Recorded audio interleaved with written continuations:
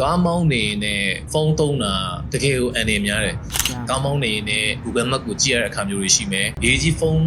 ဝင်လာလို့ရှိရင်လည်းကာညင်စိတ်ကဖြစ်လို့မဖြစ်မနေကင်လိုက်ရတဲ့အခေါင်မျိုးတွေရှိတယ်အဲ့လိုအချိန်တွေမျိုးဆိုလို့ရှိရင်တော့လေကျွန်တော်တို့ကစိတ်ချရတဲ့ဖုန်းစတန်လေးတစ်ခုလောက်တော့စောင့်ထားစေချင်တယ်အဲ့ဒါကျွန်တော်တို့ဘာမဆိုကနေပြီးတော့တိတ်မကြသေးခင်ရမှာထုတ်ထားတဲ့ Mac Halo Mount လို့ခေါ်တယ်ဒီကောင်လေးမှာလေတခြားဖုန်းစတန်တွေနဲ့မတူတဲ့အရင်ကျရတဲ့အားသာချက်ရှိတယ်သူ့ရဲ့ဒီအောက်ခြေမှာပါတဲ့ Strong Suction Vegan Lock လေးပေါ့ဒီကောင်ကဒီလေဆုပ်စနစ်နဲ့ဆိုတော့ကျွန်တော်တို့ဒီကားရဲ့ dashboard ပေါ်တွေမကောက်ဘူးဗျာမျက်နှာပြင်ညီရဲ့ကြိုက်တဲ့နေရာမှာကတ်လို့ရတယ်ကျွန်တော်တို့ဒီအရှိကလေကာမှန်မှာကတ်မလား window မှန်မှာကတ်မလားကြိုက်တဲ့နေရာမှာကတ်ထားဗျာစောက်ခွက်ကအရမ်းမြဲတော့လုံးဝကိုကွာမကြောက်တော့ဘူးဒီမှာကြည့်ကြည့်ကြိုက်တဲ့လောက်ကားခုံမရွေ့သွားဘူးဖုန်းဆိုင်ကလဲသွားတယ်ပြုတ်ကြတယ်ဆိုတာလုံးဝမရှိစေရအောင်ဗျာတတိယအမခံတယ်ဟိုတခါကြလို့ရှိရင်စလိုးကုန်းတွေမှာ race ဆောင်နေလိုက်လို့ကားတုံနေဖြစ်သွားတဲ့အချိန်မှာဖုန်းပြုတ်ကြမှာပူစရာလုံးဝမလိုတဲ့ stand ကြိုက်တဲ့နောက်တစ်ချက်ကလေ920 degree စိတ်ကြိုက်လှည့်လို့ရတော့ကားမောင်းနေကြည့်လို့အဆင်ပြေနိုင်မဲ့ angle ကိုဗျာစိတ်ကြိုက်ကွက်တီချိန်ပြီးလို့ရတယ်အကြိုက်ဆုံးနောက်တစ်ချက်က body ကကျွန်တော်တို့ aluminium ဒီမှာ ABS နဲ့ PC material တွေပေါင်းပြီးလုပ်ထားတာဆိုတော့ကန်ကြီးလိုက်တာနဲ့ premium ပစ္စည်းဆိုတော့အပြည့်အဝခံစားရတယ်